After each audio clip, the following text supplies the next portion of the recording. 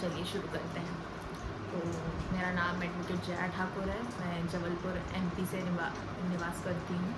मैं बेसिक तो एडवोकेट हूँ, जबलपुर हाई कोर्ट और डिस्ट्रिक्ट कोर्ट में प्रैक्टिस करती हूँ। तो ये जर्नी हमारी स्टार्ट हुई 2021 से। 2020 में हमारी शादी हुई और 21 से हमने प्लान करना चालू किया कि नहीं, अब बहुत हो गया, अब एक बेबी चाहिए, होना चाहिए। बेसिकली सभी की को एक तो चाहिए ही रहता है।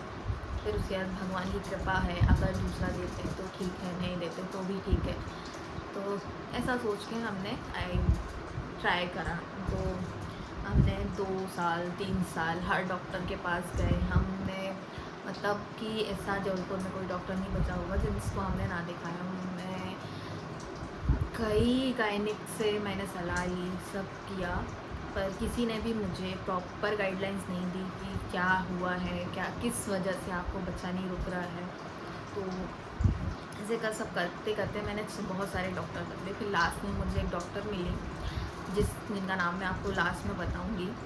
तो उन्होंने मेरी रिपोर्ट्स देखी, फिर सब चेक किया। फिर उसके बाद उन्होंने मुझे ये बताया कि बेटा, जो आपके एग हैं वो कम बन रहे हैं। मतलब जो एग आपके 40-45 की एज में बनने चाहिए वो अब बन रहे हैं। अब आपके एग की क्वांटिटी है। तो मतलब मेरा ये था, उनका बोलना ये था कि अब आपके पास ज़्यादा साल नहीं बचा है, ज़्यादा टाइम नहीं बचा है, आपको जल्द से जल्द ट्रीटमेंट करवाना चाहिए। तो उन्होंने मुझे ये सलाह दी कि एक काम करते हैं, पहले तो अपन नॉर्मली मेडिसिन से ट्राई करते हैं 2-3 महीने। मैं ज़्यादा टाइम नहीं, उन्होंने मुझसे साफ बोला कि मैं आपका ज़्यादा टाइम नहीं लूँगी, मैं सिर्फ आपके 2-3 महीने लूँगी, और 2-3 महीने में कंसीव हो जाता है तो बहुत अच्छी बात है, नहीं तो फिर आपको IUI या IVF करवाना होगा। उन्होंने मुझे डायरेक्ट ही बोल दिया।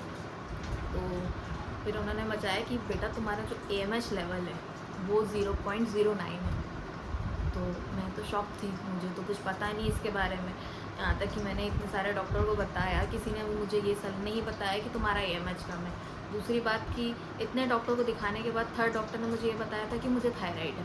मुझे तो इससे पहले ये भी नहीं पता था, ना किसी डॉक्टर ने बताया था कि मेरे को थायराइड है। तो बेसिक मैंने चेक करवा लिया डॉक्टर से जाके कि मुझे थायराइड लिख दो, थायराइड का चेकअप लिख दो, TS या T3 का वो लिख दो रिपोर्ट्स के लिए, ब्लड टेस्ट के लिए। तो मैंने ब्लड टेस्ट करवा लिया जर्नली जाके।